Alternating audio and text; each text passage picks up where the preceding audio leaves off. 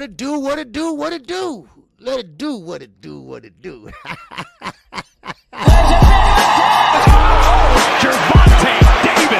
I'm definitely face of boxing. Absolutely. They up the level, I'ma up the level with them every time.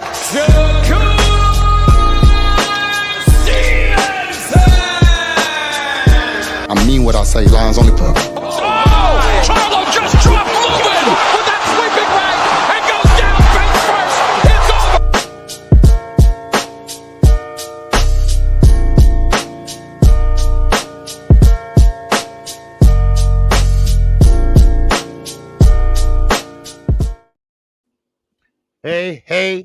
Hey.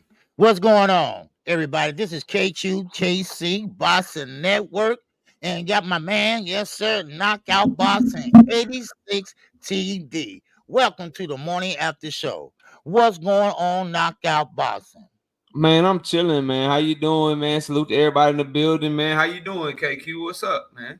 Man, having a rough morning this morning, man. Just having a rough time, but I get through it. I figured it out, man. But you doing okay, man? I had a great weekend. I tell you that.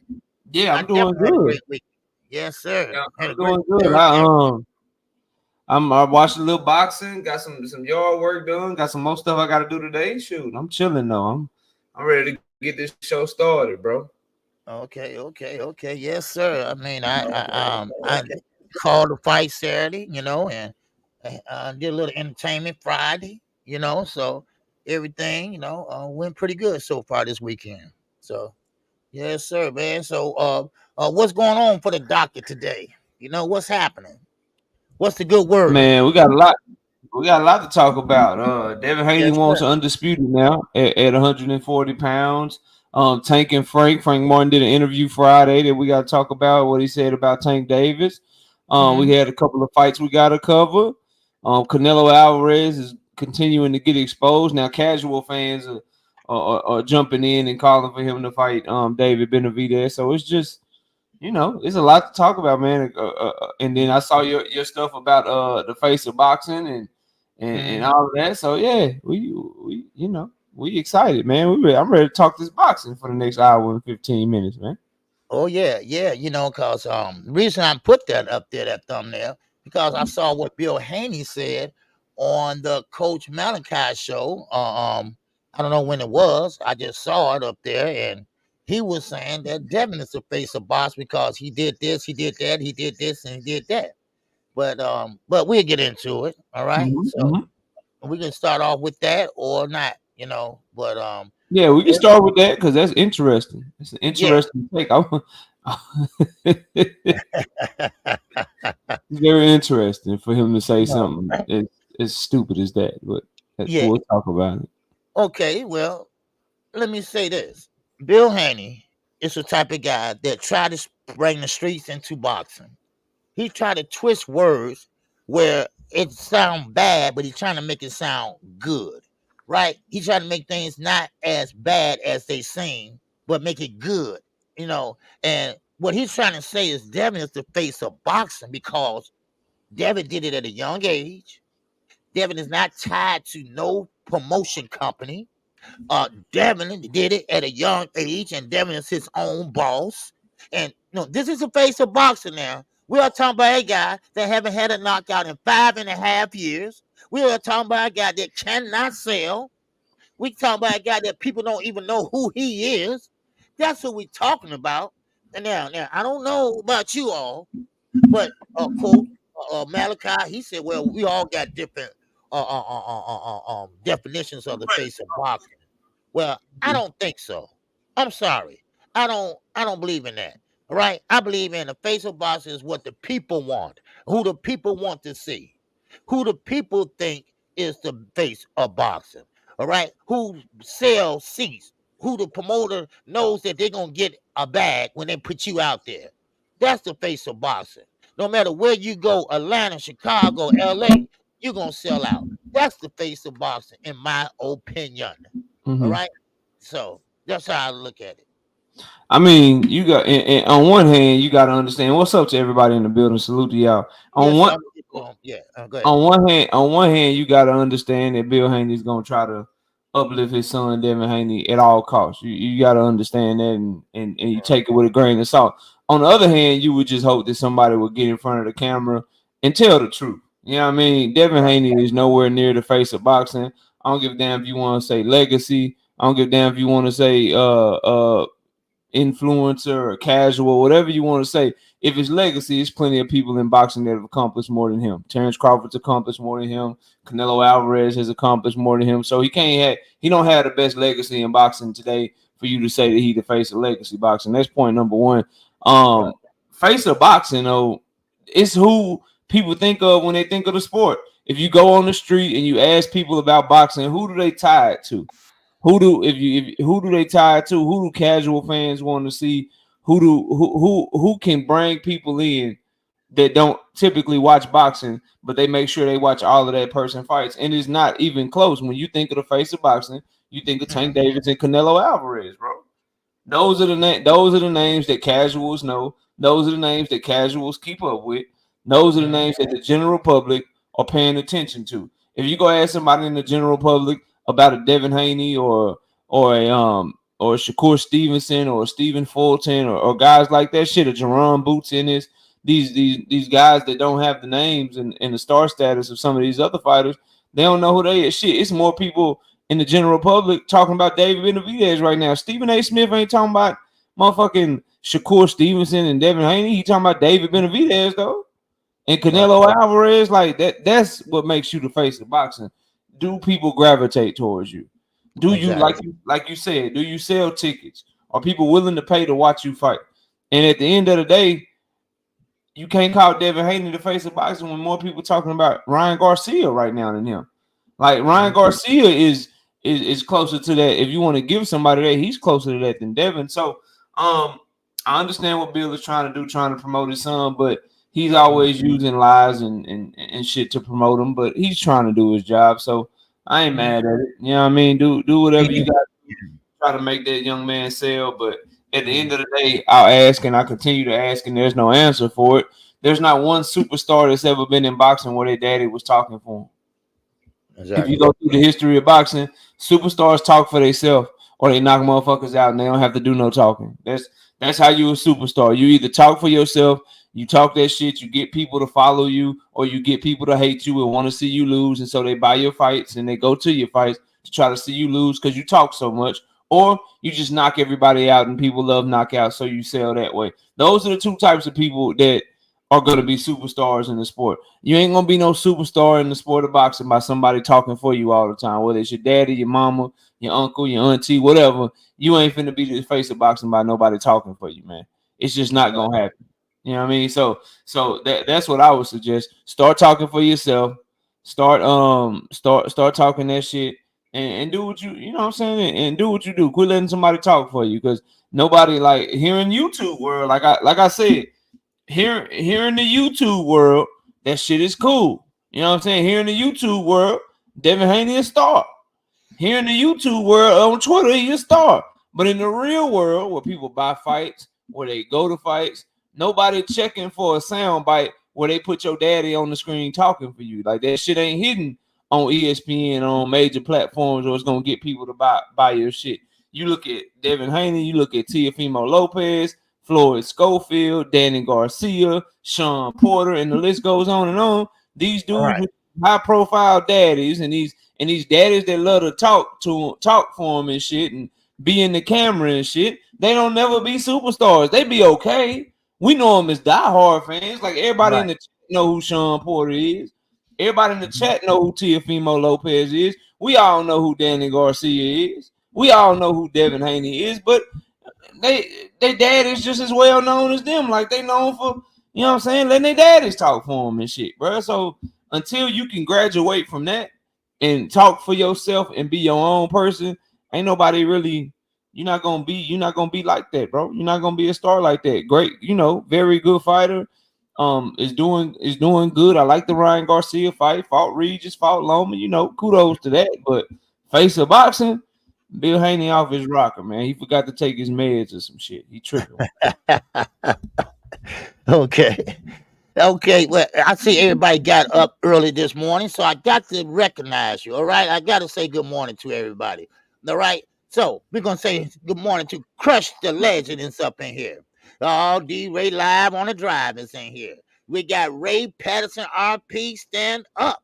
Oh well, we got Joe the Beast is up in here. We got Thrill Hill from Blueberry Hill. We got Perceivable Mac is in the building. What's going on? What's going on, Jason? Pennywell, baby. What's going on with you? All right, we got David Toussaint that's up in here. We got Ghetto Life Boxing, baby. Yes, sir. We got my man, Mr. J Hardcore Casual, is up in here. All right, we got Kurt Douglas is up in here, baby. What's going on with you? All right, you jumped on me. Hold on. All right, hold on 1 second. All right, been having a problem with this all day. Okay, what I leave off at? Okay, let me see. Let me go back up. Let me see. Okay, let me see. Davidson, you know what I'm saying? Did I get Big Dog? No. Okay, I think I got Kurt Douglas, HB, the voice of reason. PLG Big Dog. PLG Ski. Marquis, what's going on? Boss Dog. David Toussaint, I got you. Yes, Marquis. Yes, sir. Say less. What's going on, Say Less? All right, salute to you, man. Rolling in the dough, photo. What's going on? Yes, sir. Who else we got in here? All right. I got you. Eddie Buckley, what's going on? All right. Salute to you, man. Good morning. Andre Noble is up in here. Pressure Fighter is up in here. All right. Yes, sir. Okay. Who else we got up in here? We got Farmhand up in here, channel member. All right. Black all day is up in here. What's up, Brian King? Oh, Falcone. Yes, sir. Devin ain't proving shit. Okay. All right. Terry W is up in here. All right. Let's see who else up in here. Okay. In the building, boxing is up in here. All right, Mike Messick, I see you, baby. All right, yes, sir. Who else in here? Big Supreme. What's going on, Big Supreme? Welcome back. Big Supreme was in here last night. He said he from your channel. So I gave him a ring. I said he gotta He get always coming through. Yeah, he always coming through for sure. Yes, sir. All right. I said he got to be good. He coming from your channel. All right. Yes, sir. We got Dre Noble up in here. He's in that super chat, baby. All right. Yes, sir. Ashanti L is up in here. Sean Clark, what's going on? Greg Abernathy, what's going on? Appreciate y'all getting up this morning. All right. We got Andre Noble in that super chat for the BBQ cooking this morning, baby. All right. Appreciate that. All right. G5. Gabe is up in the building, y'all. All right, salute to you. All right, that's about it for right now. Make sure y'all smash that like button and show your love for Knockout Boxing and KQ. Yeah, KC. please. All right. Yes, sir. So I'm sure we got a bunch of different Haney topics and tank topics to talk about. But one thing I wanted to talk about is David Benavidez, man. He keeps calling Canelo Alvarez his bluff. He's pressing him a little bit. Casual fans are getting on board. Like Stephen A. Smith telling Canelo to stop ducking David Benavidez. But David Benavidez's team has now come out and said, we'll take a rematch. We'll take a rehydration clause if we got to take a rehydration clause to get a fight. And David Benavidez said if you get that $150 million, maybe then you can go buy you some balls with that $150 million. And then he asked Canelo, if I don't bring nothing to the table, why do you need $150 million to fight me?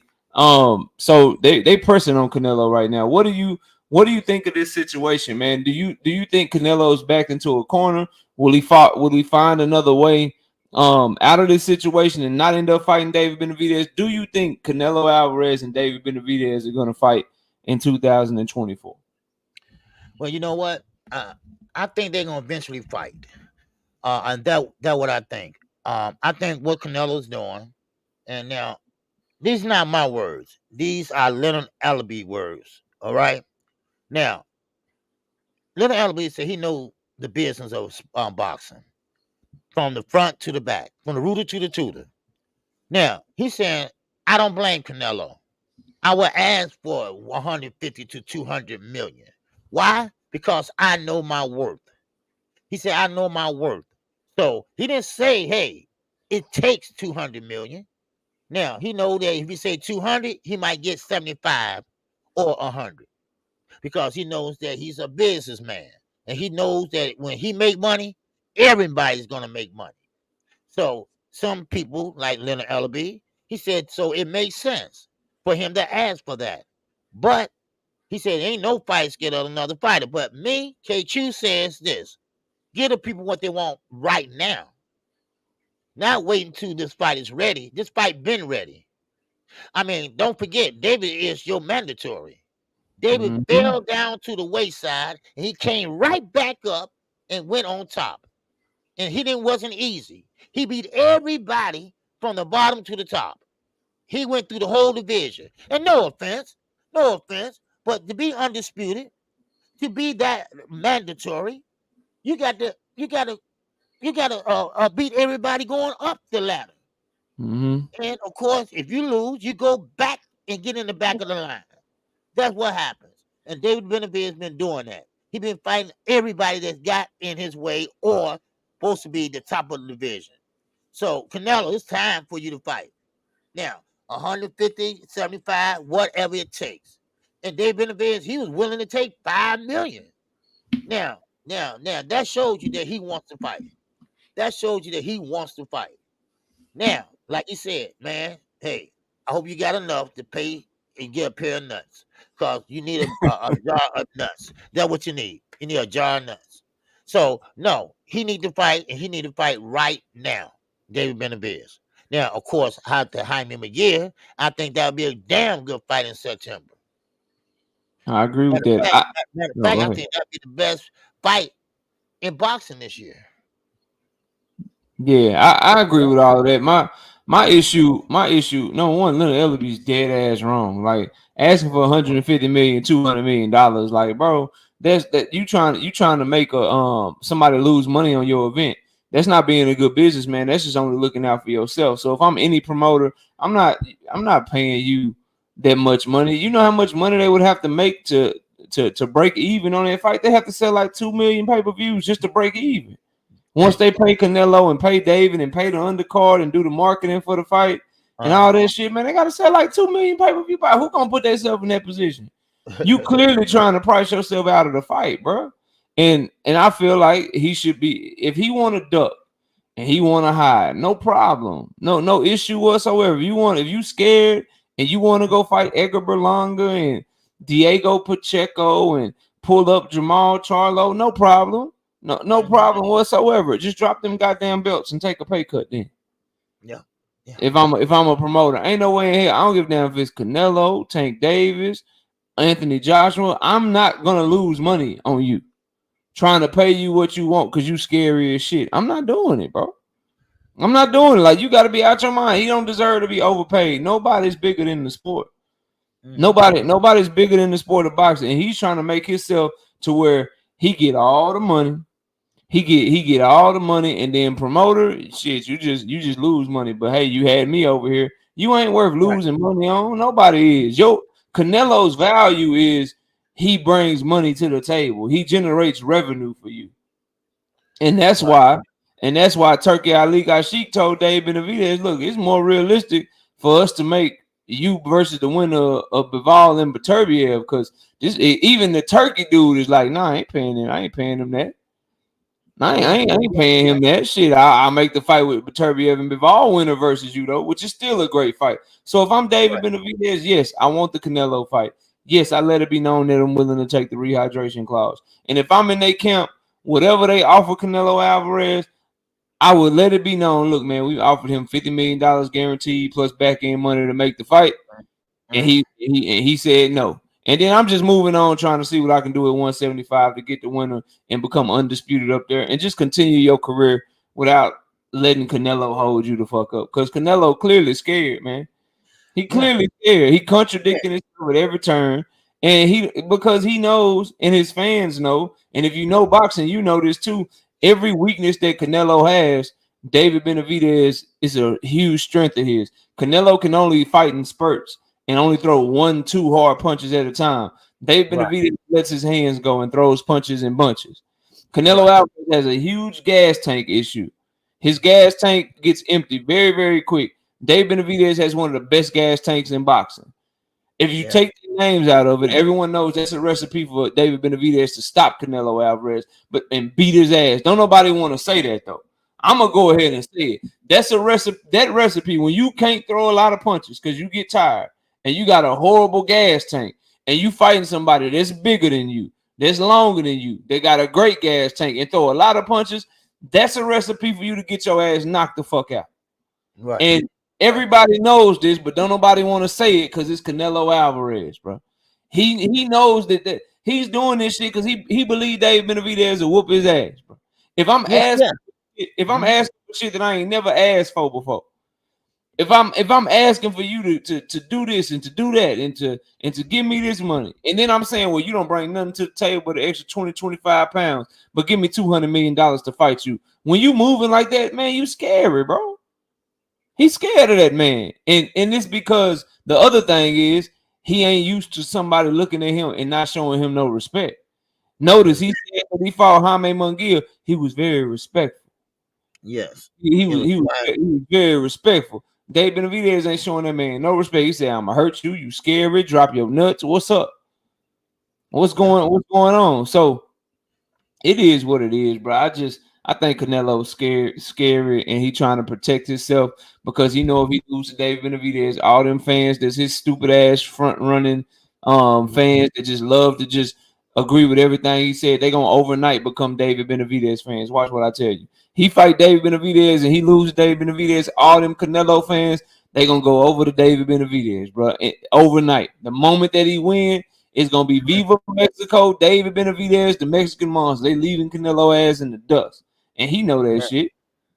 He know that shit. So he trying to hold off on that ass whooping. But I feel like he shouldn't be able to hold up Dave Benavidez's career. They need to strip his ass, man.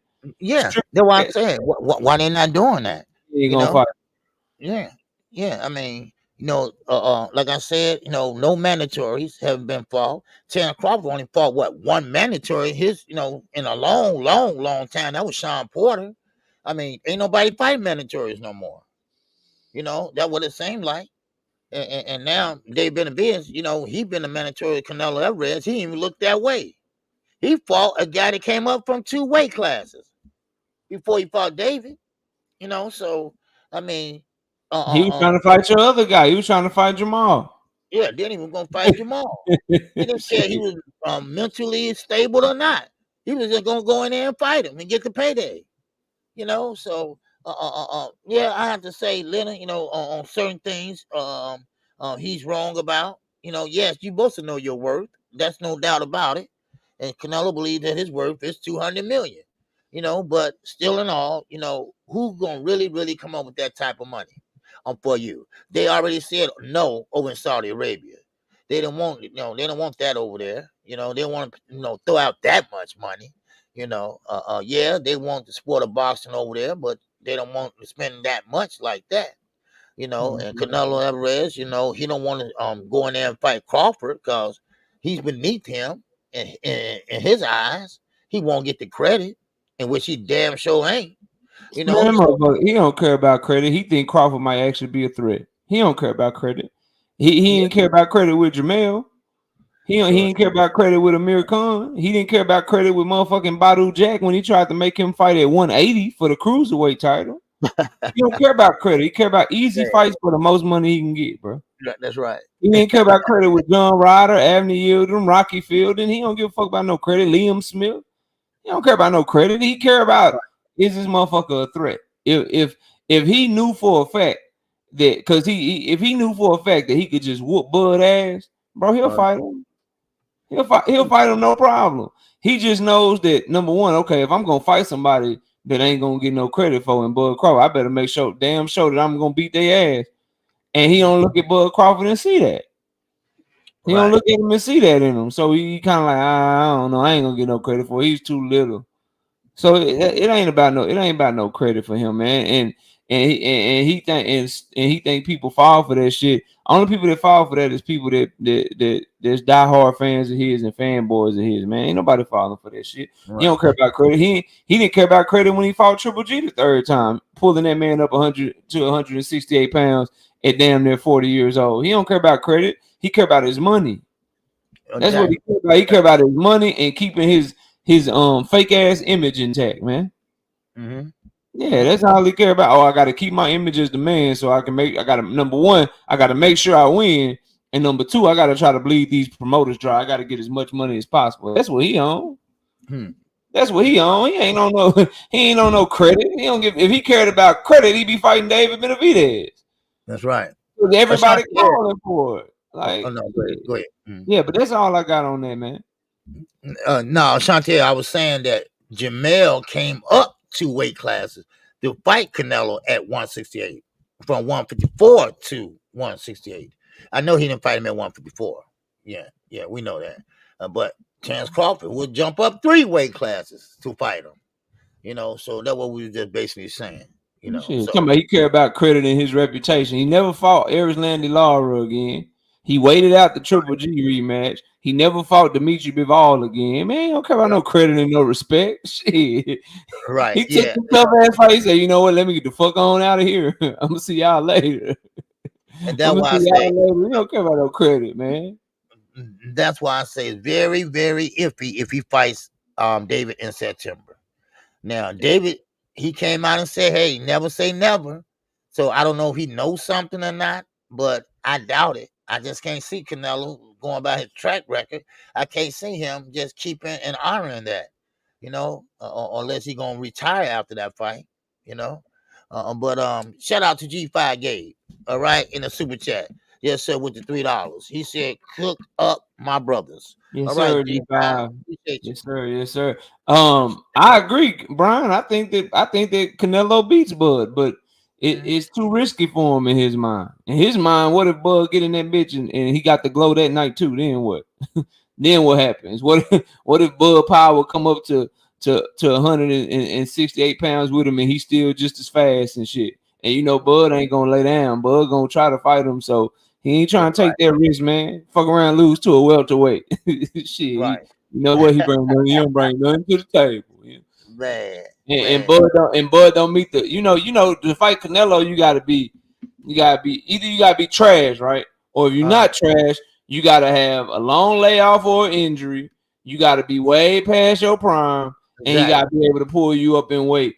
Bud don't meet the criteria, bro. All you doing with Bud is he pulling them up in weight. Bud ain't coming off of no injury, bro.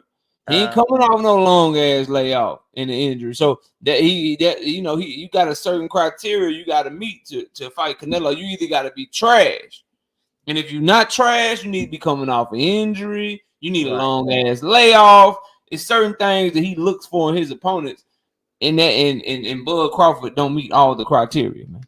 Right. Yeah, exactly. Yes, sir. Cause look at John Ryder. I mean, 2 fights removed. He retired. Right away. So that's the norm. So, but that's all I got on Canelo, man. Yes, sir. Me too, man. Yeah. What else you want to talk about, man? What else you got? No, I was going to talk about what's going on, quick. I was going to say about Devin Haney. Okay. And Bill, he believes that Gervonta Davis, and this is going to lead into what you want to say about Devin, but he believes that Gervonta Davis' team, which is Coach Kenny and Coach Calvin, they basically are working out a strategic plan for Tank. Other words, they are trying to keep him away from the big hitters or the big guys that probably will knock him out or this and that, and they don't want him to come up to 140, and of course, the same Bill Haney.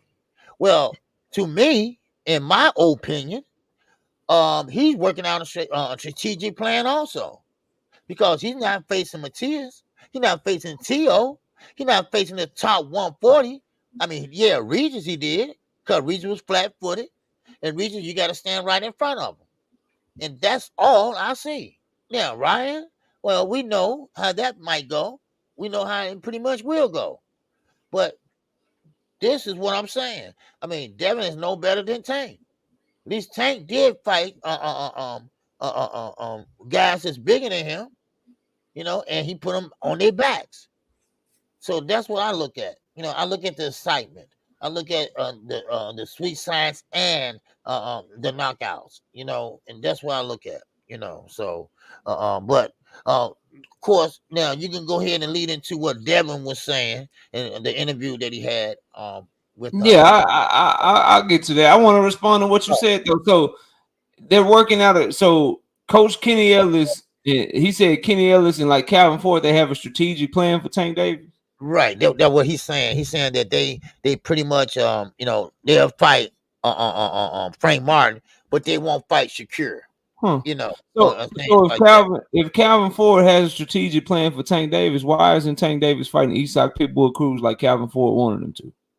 Exactly. That would be my Exactly. first question. That's why Bill Haney will never have a conversation with me. Like it is what it is, bro. He'll never talk to me again. But that right when you said that, I got to thinking about that, like strategic plan, like Right. but the stuff that they've been asking him to do, he ain't doing it. So maybe he ain't following the game plan. And didn't Kenny Ellis and Calvin Ford, when they announced the Tank Davis and Frank Martin fight, they were saying that it's not done. And then Tank Davis said they got too comfortable getting money, they need to be quiet or whatever.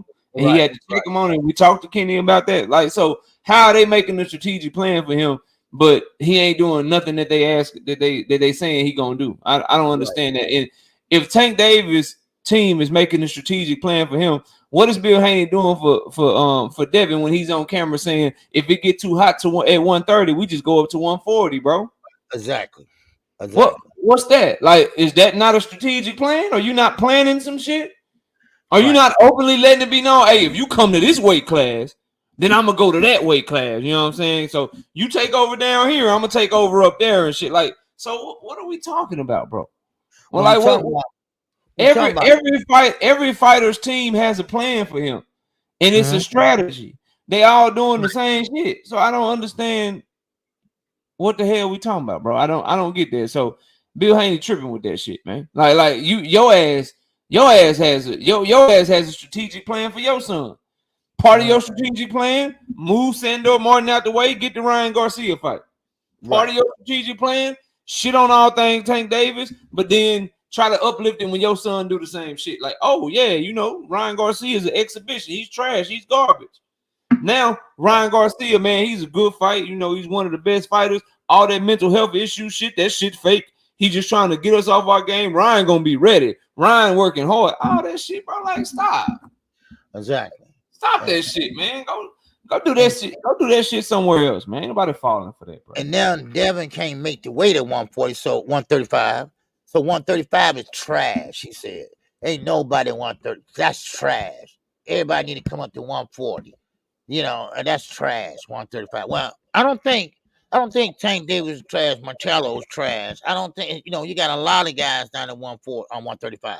They are not trash. Matter of fact, they are making their bones down there. You know, and Shakur Stevenson also. He's coming back in July, he says. You know, so I mean, if that's the case, then what about 140? Okay, let's see you fight the top guys in 140. I mean, you're a champion. Why don't you try to unify? Why don't you try to go for a undisputed? You know, again, you know, I dare you. I dare you go for undisputed, and let's see what happens.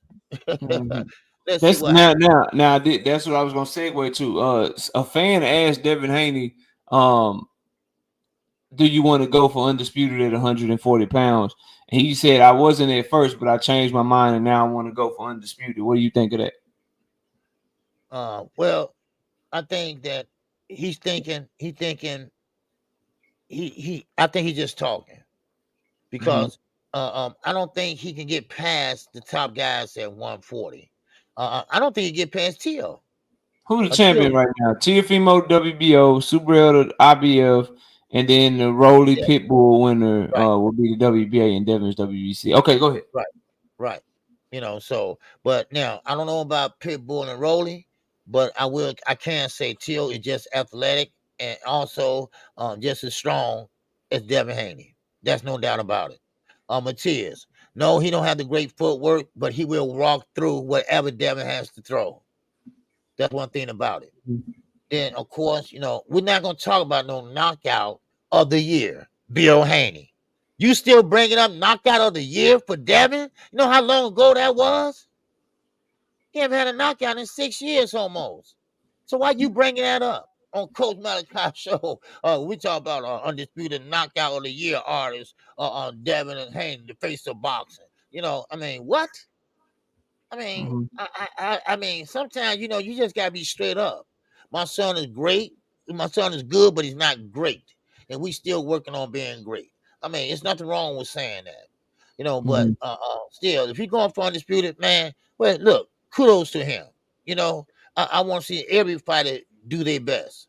I want to see every fighter go in there and get the big fights or go have the big fights that we want to see. I'm good with that. I'm good with that. Yeah, if he decides to go for undisputed, I will be excited as hell because those are a lot of great fights. What I would say though is, if you're going for undisputed, when Subriel Matias signed the Matchroom, why didn't they put you on the contract? That would be my first question. Why didn't you demand to be on the contract? Why didn't you demand to be the first or the second fight on the contract? Because they could have put you on there. His contract says Liam Perot, the winner of Richardson Hitchens and Gustavo Limons, and then either Devin Haney or Regis Prograis. Why didn't they just put you on the contract then, bro? Like, if that's what you want to do, I'm sure you could have skipped the line over Gustavo Limons and Richardson Hitchens if that's what you wanted. So it is what it is, man. Like, I just don't understand that. Rolo, you capping. L-Dub reported that shit, and it's all over Boxing News 24 from Matias's manager himself. Go look it up, bro. Nice try. I don't just be talking. So we'll see if he goes for undisputed. I think it'd be great though. You're talking about a fight with him and T.O., a fight with him and Matias, a fight with him and Rolly or Pitbull. The only difficult thing about that is the other three champions all fight on different networks, right? So he would have to fight Matias on DAZN and then hope that Bob Arum give him a deal for Teofimo, and then hope that PBC give him a deal for Rolly and Pitbull. His issue with going for undisputed at 140, let's say he fight Matias and beat Matias. If he go over to ESPN and Top Rank, they not giving him Teofimo first. Like, oh, you get a one fight deal with Teofimo Lopez. Nah, they're gonna make him do what? Sign for multiple fights. And then Teofimo might be on the back end of the deal. If you go over to PBC trying to get the belt from either Rolly or Pitbull, whoever win that fight, what are they gonna do? You're not skipping the line. You're not gonna get them before you fight Tank Davis. You're not just gonna go to PBC and be like, yeah, I'm gonna get this one belt. Shit, like, nah, they gonna make you fight 2-3 people first. You might have to fight Gary Antoine first or somebody like that. So the business of boxing and how the belts are dispersed right now is probably his greatest difficulty in getting undisputed at 140 pounds. The Matias fight, easy as fuck to make, right? They both got a real good relationship with Eddie Hearn and Matchroom, but Bob Arum and Al Heyman are much more shrewd business operators than that. You're not just, unless you got Canelo Alvarez type of money that you bring into the table, unless you can generate revenue like that, then you're not just gonna go over to Bob Arum and be like, yeah, I want a one fight deal with Teofimo Lopez. They ain't doing that shit, man. Like, they not doing that. You might get it. They might put your ass on a 2-3 fight deal where you fight 2 or 3 of their fighters so they can try to make some money off of you. Same thing with Al Heyman. He a shrewd business operator. He not finna know that Tank Davis want to fight you and then make a fight with you and Rolly first or you and Pitbull first. That shit not happening, bro. You gonna have to, if the cash cow wants you over there, you're gonna have to fight that cash cow for you get a look at anybody else. So I don't see it happening. We'll see though. We'll see though. I know that the Matias fight is easy to make, but those other fights for undisputed gonna be real difficult to make because you're talking about signing up to multiple fight deals, and then now you've been at 140 for 3-4 years. The weight's getting harder to make and shit. You know what I mean? And then if you have an opportunity to go for undisputed or Tank Davis come a calling, you're gonna take the Tank fight. Oh yeah. So I mean, it's a great sentiment. I hope that he does go for it. At the very least, though, the Matias fight is the easiest one to make. Them other ones, I want to see how that shit work out because I just don't see those promoters playing ball for him to do that. That Canelo shit where you get undisputed in the year, or that where you get undisputed in the year. Like, it would be a long, drawn out process for him to be able to pull that off. But we'll see if it happens. If it do, those are some great fights coming our way. So oh yeah, most definitely. A pressure fight said Devin will embarrass Tio, Pitbull, and Rolly. Now, Pitbull and Rolly, you goddamn right. T.O., I think that's a good fight. Pitbull and Rolly, though, yeah, he fucking them up. Right. He fucking them up, bro. Right. He doing them dirty. That's for But sure. not Tio. Tio. He go. Oh, that's gonna be a good Tio, fight. that's a good fight. That's a good fight. Right. I still favor Devin, but that's a good fight. Teofimo and Devin Haney is a real good fight. I would love to see that fight. Because see, to me, you can, Devin can run, but he can't hide. All right, you can get in and get out and don't engage. Tio will hunt you down. He will cut off that ring. Teofimo trash though. Teofimo is garbage on the front foot. That's why he trash at cutting off the ring. That's why I would favor Devin. Teofimo needs you to come to him. That's why he sucked again. Who did he just fight, bro? Right. He had to chase what you call down. Yeah, Jermaine Ortiz. He was trash against Jermaine Ortiz, Sandor Martin. He is not good on the front foot. Devin take that back foot on his ass, keep that jab on him, and use movement and shit. I think he'll outpoint Teofimo relatively easy, man. It's a good fight though. I would love to see. And guess what? I think Bob know that. That's another reason Bob Arum and Top Rank got real good matchmakers, man. Yeah, they got real good matchmakers. They know Teofimo's weaknesses and shit. They gonna be real hesitant to just be like, yeah, come over here and just take our belt real quick. Yeah, come on. So it's gonna be hard for him to get like a one fight deal to go get that belt. They gonna want him to sign up for 2 or 3, man, or maybe a rematch clause or some shit. They're gonna try to get some money off of him. That's for damn sure. So we'll see how that shit go though, man. All right. Did you see the Frank Martin? Did you see the Frank Martin interview that he did on Cigar Talk? No. Ooh, I gotta see that. No, I go watch that, man. It was on Cigar Talk. He did that shit on Friday. He talked about a lot of shit. Of shit. No. Specifically, I gotta watch that. Yeah, you gotta watch that. Frank stood on business. One thing that came up though. Frank Martin. After that interview, we gotta talk about some sparring and shit, right? The guy asked Frank Martin about sparring, and Frank Martin said Tank Davis ain't hurt me. As a matter of fact, I hurt his ass. Tank Davis said, Tank Davis watched it. Tank Davis watching everything that he do right now. Tank Davis saw that shit, and Tank Davis tweeted at Frank Martin. He said, don't make me show this highlight tape. Don't make me show the tape. Like, I got the tape talking about I ain't hurt you. I got the tape. And Frank Martin said, make sure you drop it with no edits, no clips, no edits. Drop the whole thing. And then Tank Davis, I'm paraphrasing. I can't forget. I can't remember exactly, but he said, you keep talking. You think this is something you want. This ain't nothing that you want. I have you crying like them little kids and little babies or whatever when they think they want something. Long story short, you're like, bro, you gonna get what you're asking for. Long story short. And then Frank Martin gave him a little eye roll emoji and shit. So they started going back and forth off of sparring and shit. And then Frank Martin also said in the interview that everybody keep talking about I'm the underdog and everybody talking about Tank Davis and he a good fighter or whatever, but what y'all don't understand is he got to deal with me too. Shit, he in there with me. I ain't just in there with him. He in there with me. So he was talking that good shit, man. Whoa. He was talking that good shit, boy. He was talking that shit. Yeah, but I hate that you ain't listen to it. But what do you, Frank Martin energy, KQ?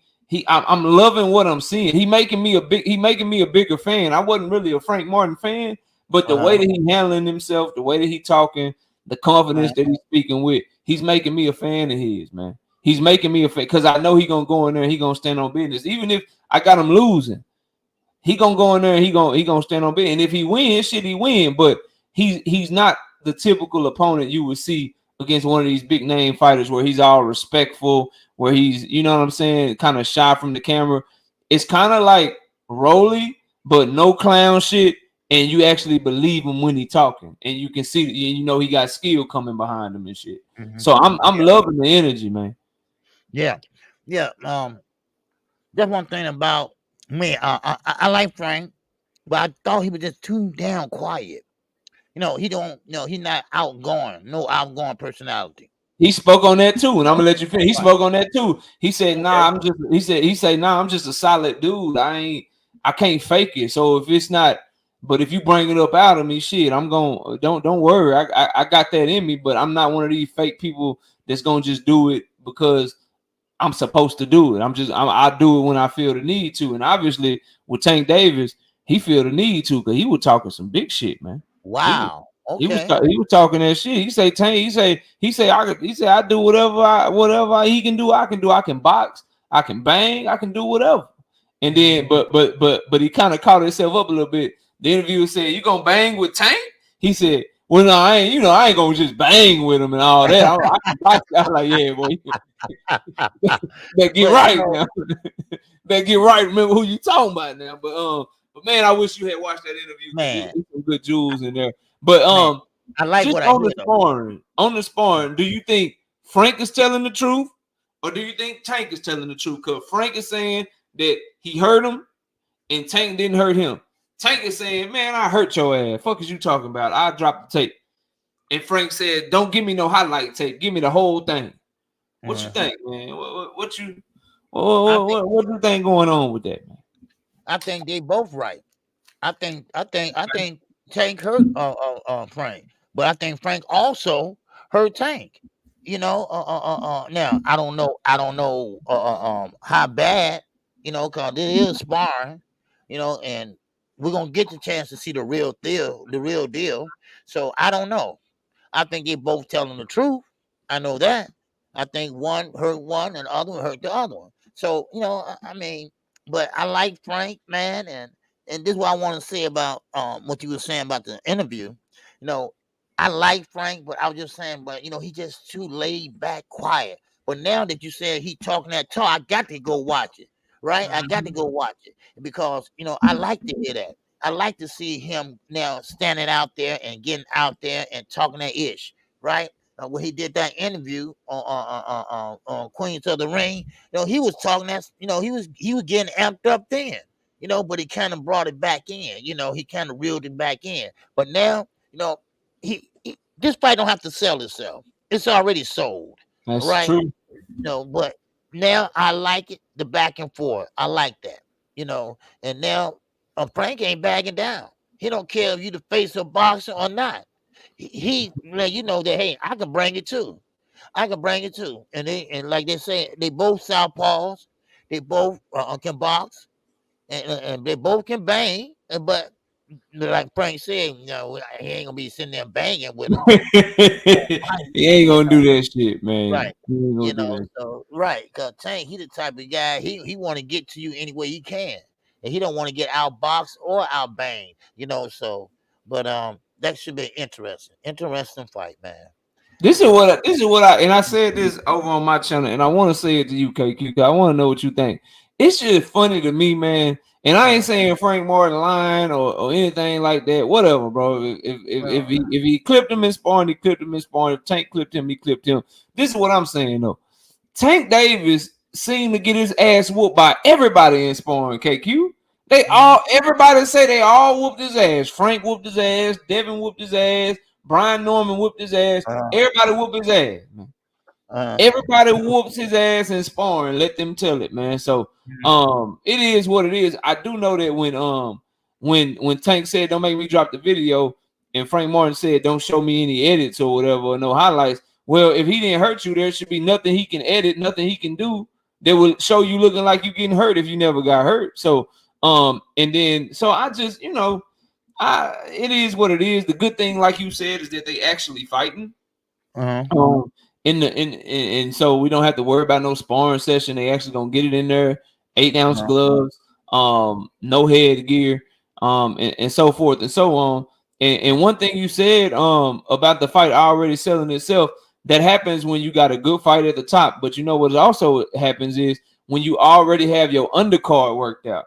When they're already letting us know that David Benavidez and Govstick is gonna be on the undercard. You know what I mean? Like unlike Golden Boy, we still don't know who Arnold Barboza is fighting, bro.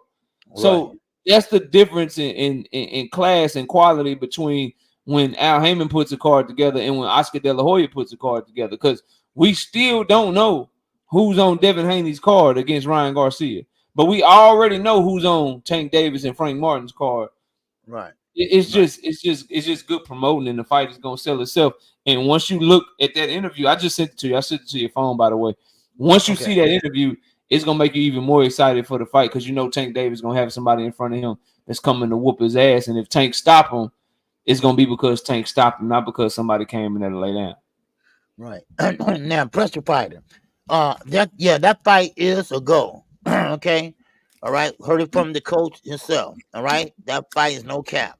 All right. Tank Yeah, is the coach, the coach, the fighters, like Frank Martin and Tank don't be lying about who they fighting and shit. Like Frank Martin wouldn't be answering questions about fighting Tank Davis if he wasn't fighting Tank Davis, bro. And Tank Davis wouldn't put a poster of him and Frank up on his Instagram if they wasn't fighting. Mm-hmm. I don't know why. Well, first of all, who is Rodriguez? Who is Rodriguez, bro? Who the fuck is that? There's a Jose Valenzuela who's already signed to fight Edwin De Los Santos in a rematch. There's an Isaac Pitbull Cruz who's already signed to fight Rolly Romero. So who the fuck is who is Rodriguez, bro? I don't know.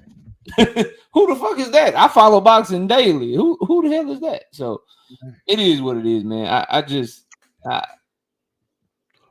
understand, bro. I get it. Tank is always capping. You must be a Devin Haney fan, bro. You must be a diehard Devin Haney fan saying some shit like that. Anyway, moving on from that, man. The fights, you called them. What did you think of the Sandy Ryan Terry Harper fight? I mean, man, Ryan, she is a dog. She is a dog. I mean, she's young. She was 20 years old. And Terry Harper, she's something else. I mean, she would go in there and bang, and she could take some hits and give some too, just like she did Clarissa Shields. But Ryan was just too much for her Saturday afternoon. It was just too much for her. She was taking big shots with the left and right hand from Ryan. Now Harper was getting hers in too. Now she started right off from the straight right. But still in all, she'll stand there and she'll bang with her. She'll bang off the ropes with her. But Ryan was just too tough. She was amped up right before the bell started. She was amped up. She was ready to go. She was mad. And she was really excited about winning that strap, and beating Terry Harper. Because remember, Terry Harper, she been in the game for a long time. She fought everybody, so beating her is like being an icon, in her eyes. But Ryan, good fight, good scrap. Harper quit on the stool, and of course I knew that was gonna happen because she was taking some flush shots right on the head, on the ear, the head, and she still took it.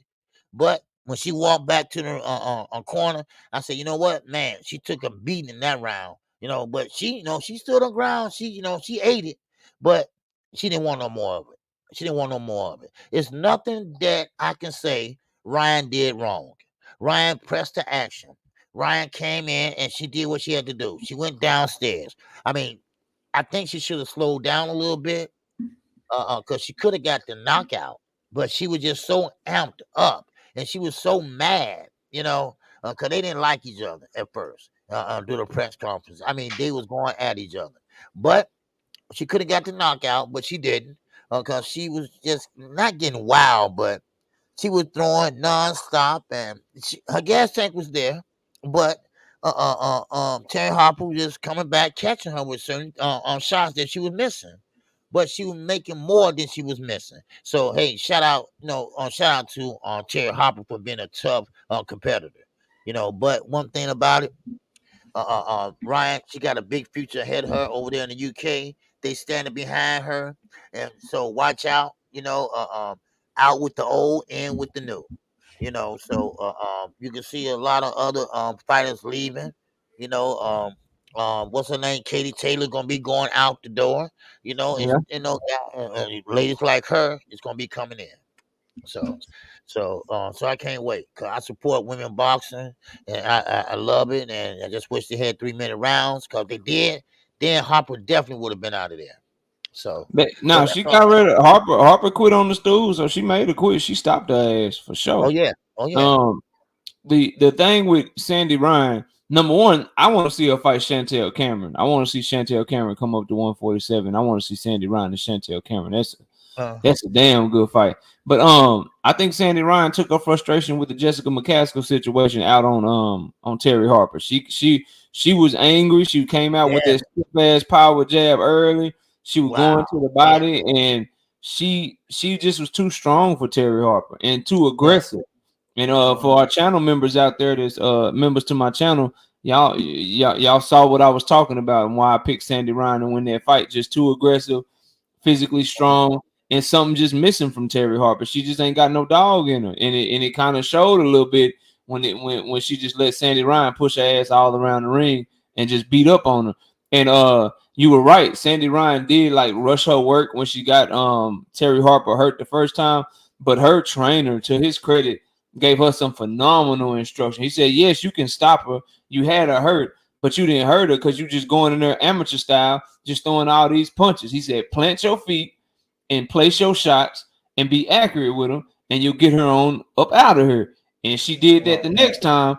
And Terry Harper trainer was like, you know what? I ain't sending your ass back out there. Keep getting whooped on. This fight is over. But Sandy Ryan, the only thing that fight made me think about and why I was upset watching the fight is that she should be undisputed right now.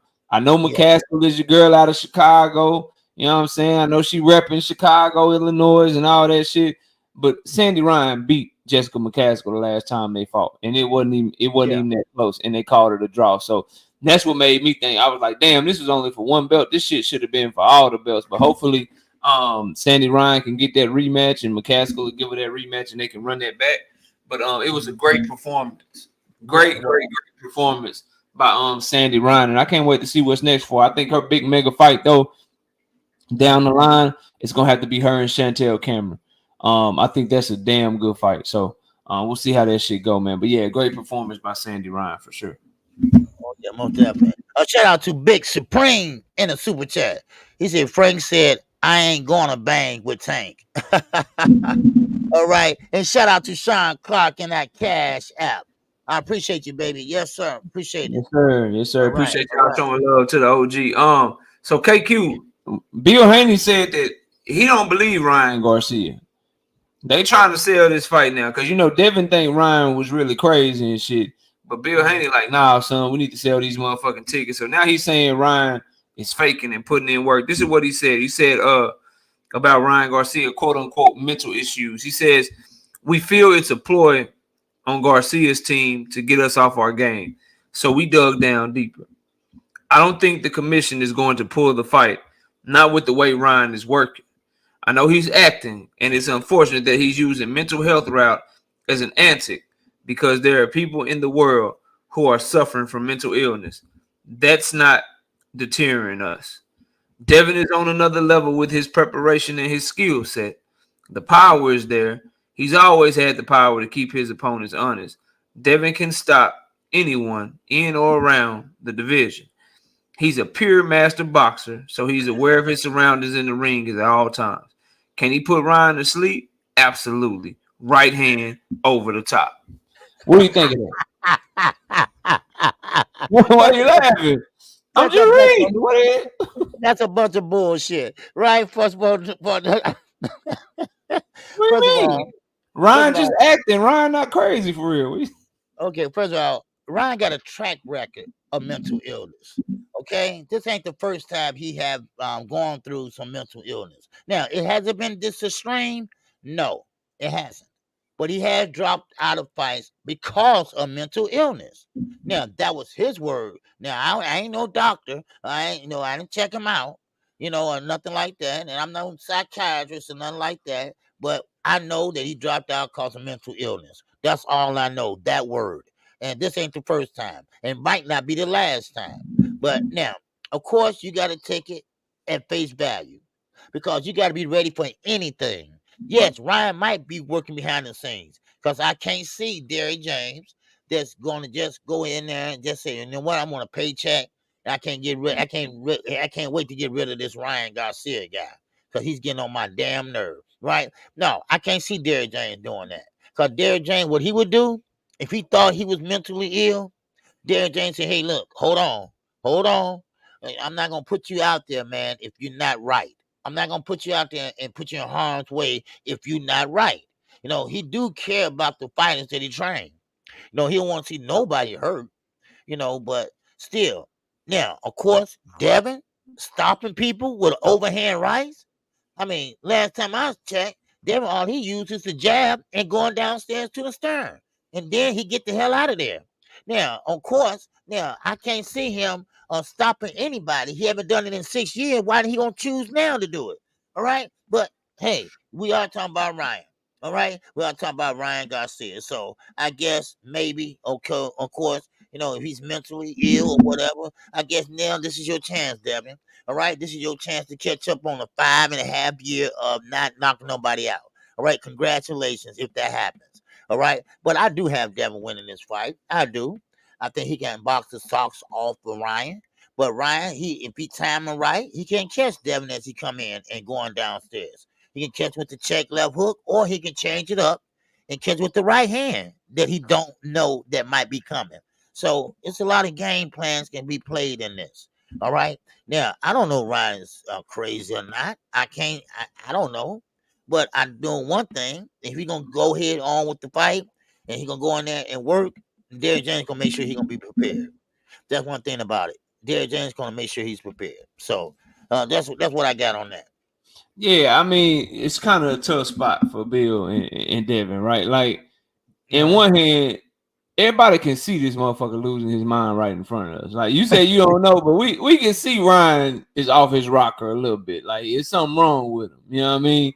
But if you Bill, you can't say the shit because you trying to sell tickets. You trying to sell the fight. You want these millions of dollars. You trying to run these M's up. So of course he gonna be like, nah, man, it's just an antic. You know, he working hard in the gym. They're not gonna pull the fight. Well, the commission disagrees with you. That's why they want to evaluate him. And the promoter that's putting on the fight disagrees with you. That's why Arnold Barboza still don't have no opponent. Like, so you could try to tell people whatever, but behind the scenes, they like, yo, we need to make sure we have a backup plan ready to go. Okay. Yep. They don't even they not even confident enough to give Barboza an opponent yet, bro. We a month out from the fight, KQ. Less than a month, yeah. We 1 month away from the fight. So I ain't got no problem with what Bill is saying, but I can see with my own eyes. I saw Barboza up there on that podium talking about he was ready to fill in. I see him hashtag main event. I see they don't have an opponent for him yet. I see the commission is like, yeah, we need to check Ryan, see what the hell going on. So, you know, it is what it is on that. As far as Devin Haney and his power and him knocking him out, like, hey man, do your thing. You know what I mean? Sell the fight however you can sell the fight. I would just say don't write checks that, you know what I'm saying, your son got to cash. Like, just as I say about Devin Haney, every time he got a fight coming up, just say you're gonna whoop his ass, bro. Just you and your daddy just say, look, we're gonna outbox this dude, we're gonna whoop his ass, we're gonna make it look easy, and we on to the next. Quit talking about knocking people out, bro. Right. Quit selling us something that the percentages say you're not gonna do. The percentages say you're not gonna do. It's your percentages say you got about a 48% chance to knock that man out. You know what I mean? Like, so I would just say, you know, don't do that. Don't do that. I ain't got no problem with him. Now, what I will say, and this ain't KQ saying this is Knockout saying this. So if anybody got a problem with what I'm about to say, then y'all know where to see me at. Hold up, Knockout. But nobody don't hate that Haney's, okay? I mean, I'm a grown man. I don't hate on no kid. All right. Now, Bill, yeah, he do be lying, and we already know that. He got caught on the Boxing Boys line. But I don't hate on no kid, all right? I don't hate on no fighter. All right. So let's just get that straight. All right. I'm just giving him critiquing him. All right. That's all I'm doing. So I mean, how look, he old enough to be my grandson, damn. Well, not that old, but you know what I mean. Okay, go ahead, Knockout. So I was going to allude to that. I will say, unless you go to every channel that's blatantly hating on Shakur Stevenson or blatantly hating on Tank Davis and tell them the same shit, stop doing that shit, bro. Stop doing that shit. Ain't nobody hating on Devin Haney over here. Ain't nobody said nothing out the way. Ain't nobody went out of their way to overly be negative about him. Just because somebody don't believe a lying ass Bill Haney or someone has a criticism for the young man, get out your feelings. Because at the end of the day, y'all ain't running around here when motherfuckers is making shit up about Tank or making shit up about Shakur. Y'all don't call them Tank or Shakur haters. Y'all tell them that they keeping it real. Y'all tell them that they telling the truth. So cut that shit out, man. Stop it, bro. Go ahead. You got a super chat, OG. Oh, what's up, Big Dog Willie, baby, in that super chat? He said Devin by KO over Ryan. He has more power on Matias. Okay. Hold on. If I say that's cap, y'all gonna say I'm hating. If I say that Matias punches harder than Devin, y'all gonna call me a hater. Y'all gonna call me a hater. KQ gonna be hating if we say Matias punches harder and that shit that Big Dog Willie just wrote didn't make no sense. Y'all gonna say I'm hating on him. I'm hating on Devin by pointing out the fact that he not near the puncher that Super Real Matias is. Is that hate? Right. Everybody knows that hate. Or am I hating? Because I don't want to hate. I don't want to hate. You know what I mean? I don't want to be hating, but that shit don't make no sense. Is that okay? Can I say that? Knockout. Where they get that from, man? I don't know. I mean, it's just a young thing or something because, you critiquing a guy or something, if I tell my son, hey, look, that don't look nice, son. I mean, no, don't do that because, you don't look, I'm hating on my son. I mean, what is it? What's all that hate because you give your opinion on something? Oh, you hating, man. You hating, man. But I thought I'm just keeping a buck. Ain't that what y'all say? Keep it a buck. Right? I thought I was keeping a buck. Oh man, you gotta what's the word? You gotta uplift their favorite fighter at all times, or you hating. You know what I mean? Y'all love the boxer and not the boxing. If that's the case, man. So more power to you, though. Okay. Yeah, already. So last thing here, you can't call somebody a name of what they are, bro.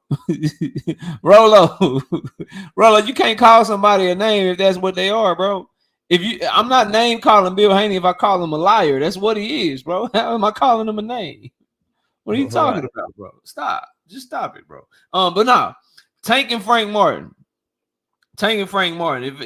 If you call me light skinned, you ain't name calling me. I'm light skinned, bro. Motherfucker's a liar. What you want me to do? What you want me to do?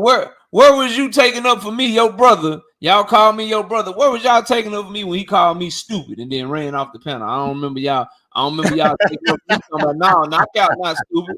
Where was y'all taking up for me at? And I talk to y'all every day. Yeah, if y'all want to start talking that shit, let's talk then. Motherfucker called me stupid after using my motherfucking idea to promote his fight for your favorite fighter. I'm the one that told that nigga you need to get the motherfucking the Golden State Warriors involved. You need to do this. I told him that shit. He called me stupid and run off the panel. I don't see it, man. Why he name calling KO? Why he name calling KO? Y'all didn't do that. Y'all didn't take over me then. Come on, bro. Get the fuck out of here. That's between y'all, though, right? That's between y'all. He's name calling Bill Haney. He's name calling Bill Haney. Get the fuck out of here, man. Stop that shit, man. Anyway, moving on. Tank Davis and Frank Martin, they asked Devin Haney about it, man. And his answer surprised me, OG. What's that? His answer surprised me. Did you actually talk to him and give it to him, no, Rolo? Did you actually talk to him on the phone and give it to him? Yeah. Did you actually call him on the phone and give him the idea, and then have him tell you on the phone, man, that's a great idea. Can you send me some more? Can you make a list and send me some more? Yeah. Did that happen? Yeah. Okay. Yeah, that's what I thought. Yeah. Now, next time you see him somewhere, ask him that and tell the motherfucker to call me a liar and see what happens. Roll the tape. like Manager Marty would say, man, I cover all my bases. So ask him about that next time. Yeah. KO, can you send me some more? You got some more ideas? Can you send me some more? That's a great idea. Yeah. Hey, keep on, bro. Keep on. What you don't know is I really be letting him make it. I really let them make it. I really let him make it. I could scorch the earth though. I just choose not to. But y'all keep on tugging on Superman cape if you want to, bro. But anyway, OG, Tank and Frank about the fight, obviously. And Devin Haney was asked about the fight. They asked him, who you got winning this fight? And Devin Haney said this. He said, I think Tank beats him. We haven't seen Frank Martin at the highest level, at the elite level. I'm not saying that he's not elite. We just haven't seen it. Do I think he's going to go in there and lay down? No. I think he'll go in there and try to get his respect, and he will fight back. But I think Tank has the experience and skills and will be victorious. That's what he said about Tank and Frank. Now, I will say this. That wasn't too bad. All right. But of course, you gotta listen. Okay. Other words, he's saying Frank is not the highest level, whatever, elite level, whatever. Other words, you ain't fighting nobody really. But when he get in there, then he probably will, show that he got a little dog in him. But he ain't at the level I am or someone else. So you're not really fighting nobody. You just gotta read between the lines. You gotta translate that into the basic common sense. What he's trying to do. He's just trying to be politically correct. All right, that's what he's trying to do. So even though he wasn't saying it, he did say it. So that's what he's trying to say. Frank Martin, he still ain't the level Tank is. He ain't been at the highest level yet. So Tank is really not fighting nobody, really. But still in all, Frank is still a good fighter. This is a good fight. Two southpaws, two guys that can bang it out, two guys that will stand there and got great ring IQ.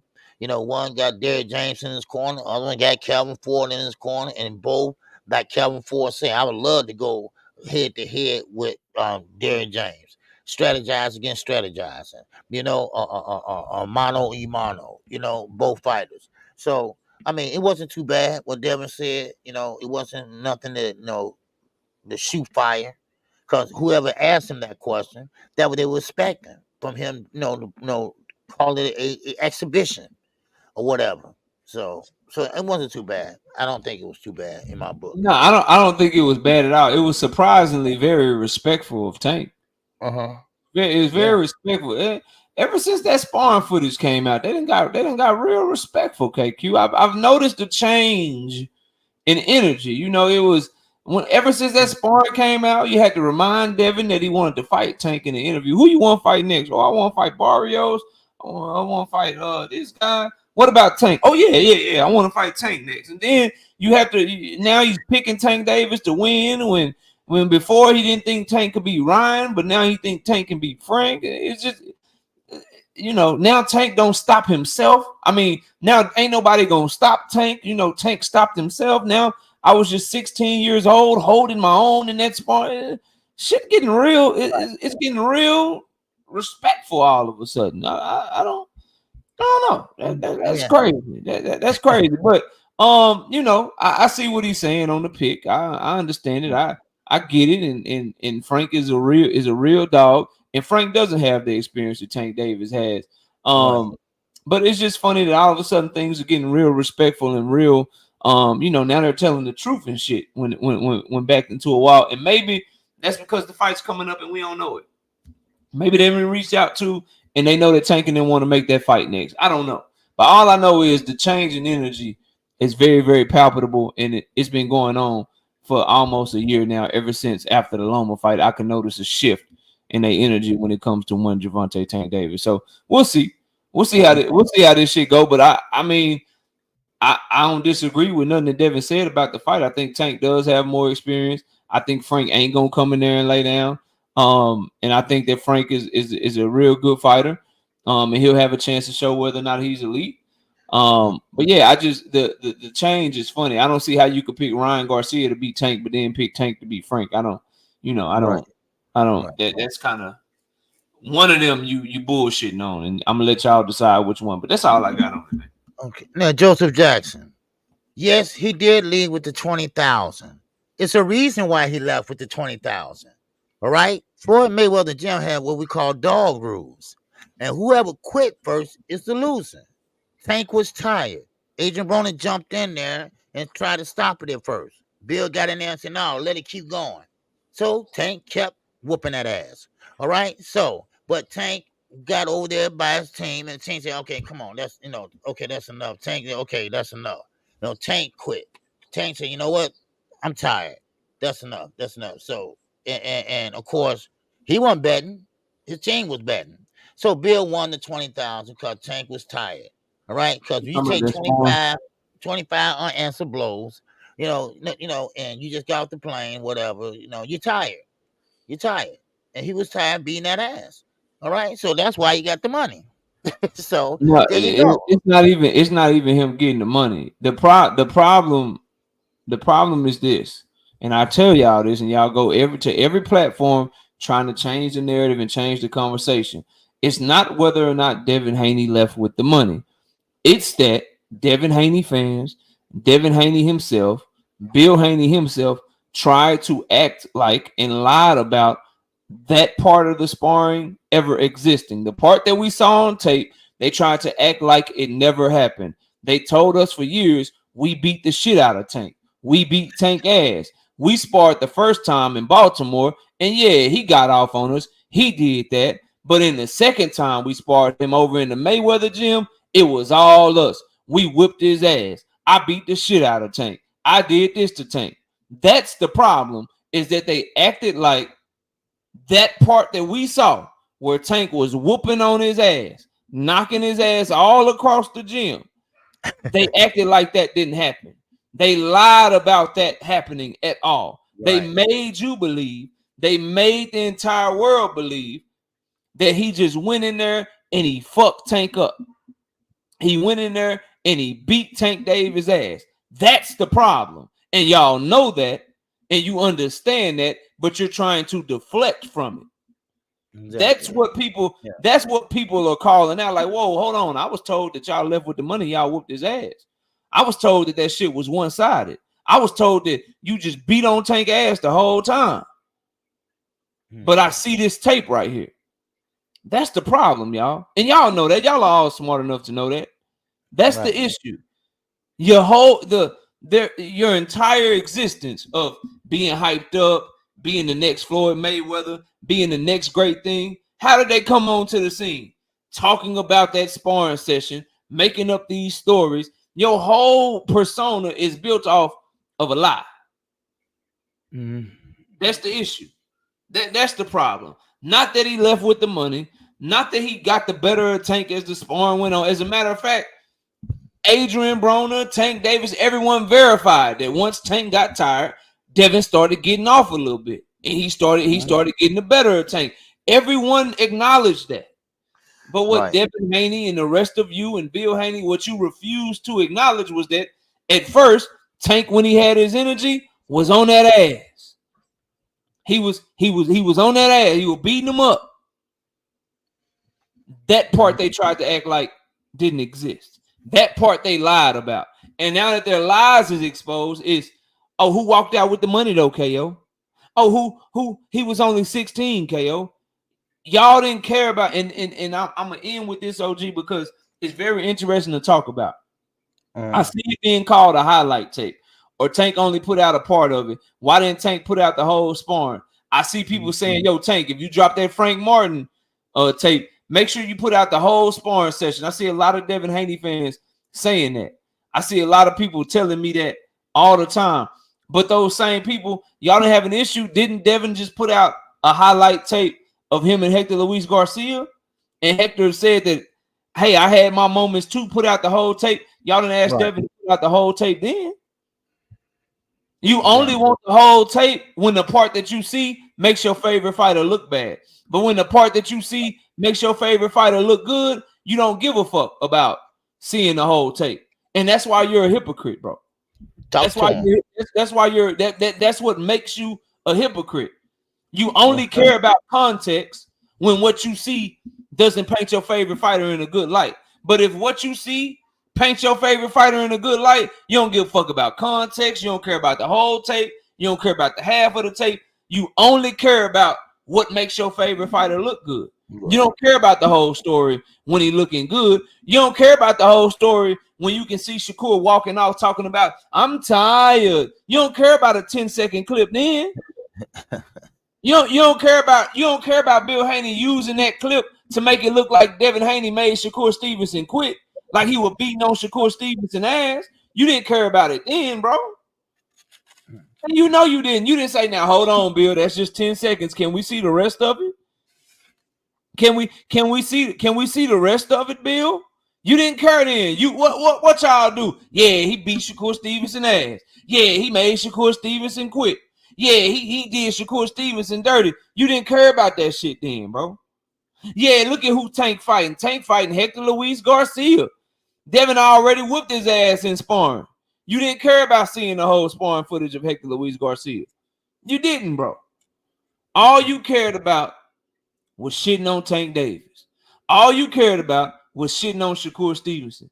But then when the rabbit got the gun and people having fun with a tape that don't make Devin Haney look good, now y'all got a motherfucking issue. Now you want to see the whole tape. Now you care about context. Y'all hypocrites, bro. You just a bunch of hypocrites, and that's why y'all can never fuck with me in a debate, bro. Because you're too hypocritical. It's too easy to pull your hypocrite. What is it called? Hypocriticism or whatever. It's too easy to pull that shit up out of you, man. It's way too easy to pull that shit up out of you, and that's why you lose every time. Because I'm always gonna be able to make you look stupid. I'm always be able to make you look dumb. Because what's good for your fighter ain't good for the next fighter, and that's gonna has always gonna be with y'all, bro. But that's all I got on that sparring shit, man. They need to leave that shit alone, bro. Yes, sir. All right, Big Dog Willie. He said Bill Haney is a pro-cap artist. Haney fans are idiots. Okay. Big Dog Willie. All right. As usual. All right. Talking that ish. All right. So appreciate you, Big Dog Willie. And Yes, sir. Appreciate you, man. Yes, sir. All right. Okay. What else you got? Knockout. That's all I got. I'm just making sure I didn't get no cash out. Okay, cool. Yeah, I'm good, man. I just didn't want to miss nothing if I got something. Okay, yeah, I'm straight, bro. I'm good. Great show, man. Another great show, man. Yes, sir. Most definitely, man. I appreciate everybody that came out. Everybody hit the like button on your way out. And thank you all. And I'm sorry for being late today. I will be on time tomorrow. Dalton Smith? Yes. Yeah. We can talk about that right quick. That's right. That was the main event yesterday, man. Great performance by him. What you got on that fight? Man, Dalton Smith, hometown guy. Slow starter. Because DePater was getting the best of him. I gave DePater the first 2 rounds. I told the chat, DePater, he coming out, going right downstairs to the stern, going right downstairs to the left, right liver. But Smith, he was on his bike for a minute, gave a lot of lateral movement, taking looks here and there. And of course, he lost that first round. But then he came back out the second round. Pretty much did the same thing. But then he let that right hand go. And then, of course, DePater trying to spin him. All right. But then, of course, DePater trying to hit him on the spin. But Smith, he had the glove right there, and he blocked it with the glove. But then Smith, he started coming and bagging up DePater in the round 3. All right. He came out with the 1-2. Then he doubled up on it. And then he would push DePater back. Now, of course, Smith was hitting him with flush right hands as DePater was throwing. So they were throwing at the same time. But his got there quicker than DePater's. Then, of course, here come the knockdown. Well, the knockdown was a body shot. The body shot came from Dalton Smith. And Dalton Smith, he pretty much lined it up real good. But he hit that boy right. He hit that boy right in goddamn belly button, boy. You couldn't hit nobody more perfect than that, bro. That's what I'm saying. And that's what the chat said. See, that's why I say Ryan Garcia wasn't faking. He didn't give up. He couldn't get up. That's what it was. Because the Zepeda said he couldn't breathe. Because Dalton Smith came in and just gave him like a bolo right in the body. A bolo right in the stern, baby. And he felt that. He didn't even try to get up because he couldn't. So I mean, and that's how it ended. So but then again, Dalton Smith knockout, he got a big letter to climb at 140. Yeah, I was just about to say he Yeah, looked good, but boy, it's so right. much at there. It's so much at 140 for him. Yes. And he and I don't know if his promoter, I don't know if they gonna be able, like, cause they gonna want him to always be in the UK and shit. Yeah. You know what I'm saying? Like he ain't gonna want to travel because he gonna have to travel over here to America to get the big dogs and shit. And I don't know if he's quite ready for him, but Dalton Smith is a good fighter, man.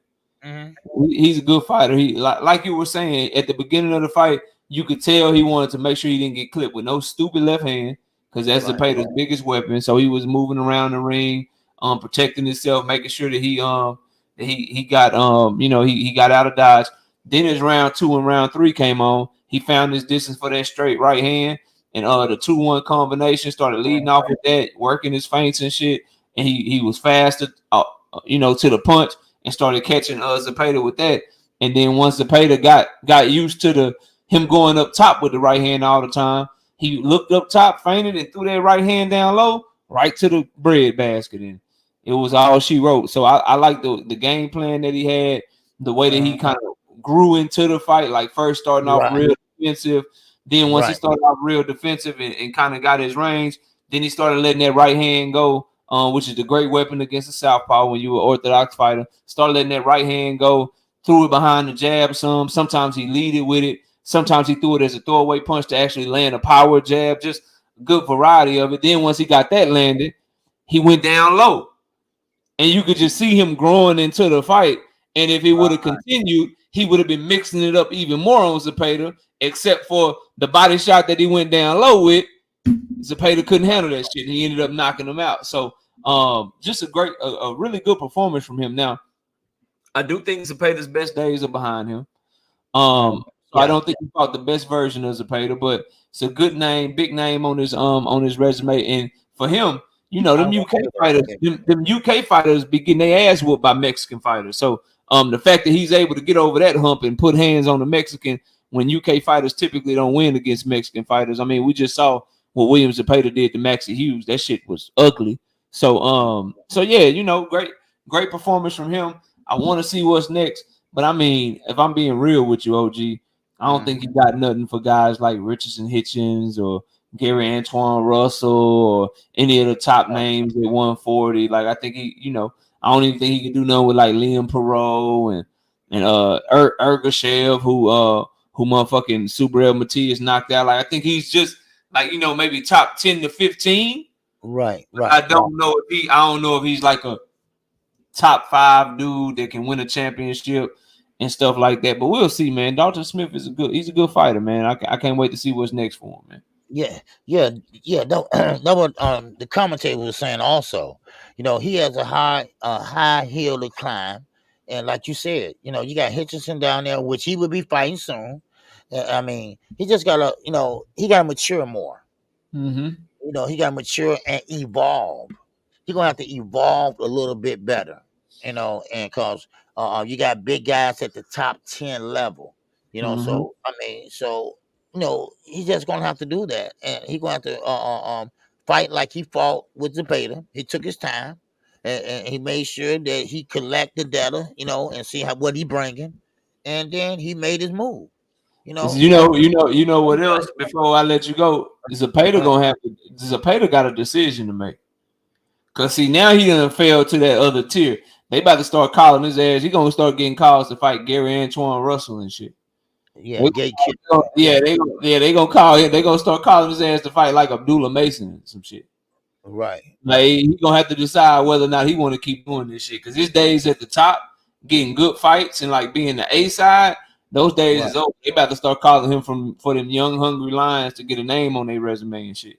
Right. So he gonna have to decide whether or not he want to keep boxing. Same with you know the road that Pedraza's on right now. They just called Pedraza for Keyshawn or whatever. If Pedraza want to keep fighting shit, he gonna get like a Muratalla. He gonna get a motherfucking Abdullah Mason. So Zepeda got a tough road ahead of him, man, because they're gonna call him for them up and coming prospects from now on. After losing Dalton Smith like that. But that's all I got, man. I ain't got nothing else. I just thought that was interesting to point out. Okay. All right. Well, thank everybody for coming in. And thank you all. Appreciate it. All right. Another showdown, another one next week. And we got a lot of fights next week. We got 3 fights in 2 days next week. All right. So with that, that's all I have. I will see you all tomorrow at 11 o'clock a.m. Central Standard Time. All right. What about you, Knockout? I'll be live tomorrow at 7:30 p.m. Central Time. Same schedule, Monday, Wednesday, Thursday night. Be live at 7:30 p.m. Central Time. Join the channel as a member because we do all our predictions for our members. And we'll be live over on my platform after the Prime PBC premiere on Prime. We'll be covering that whole card. We'll be covering the top rank card this week. We got so many fights to talk about next Sunday morning. So y'all be sure to tune in 9 a.m. We'll be on my channel Sunday morning. But I appreciate y'all. Y'all enjoy the rest of y'all Sunday. KQ, have a good day, man. I'll see y'all later. All right. Take it easy. Y'all know how KQ do it. Living it up, baby. Living it up. This song is dedicated to all those ballers out there and all those hustlers. And just people out there just getting their money on, you know what I'm saying? To all of you haters, just remember this. Oh, wait a minute. Let me see something. Somebody said they were blocked. Okay. Rain King's podcast. KO. Oh, you said KO. Okay, my fault. All right. I'll let KO know. All right. All right. Sorry about that. Okay. This song is dedicated to all those ballers out there and all those hustlers. And just people out there just getting their money on, you know what I'm saying? To all of you haters, just remember this. I'm living it up, y'all.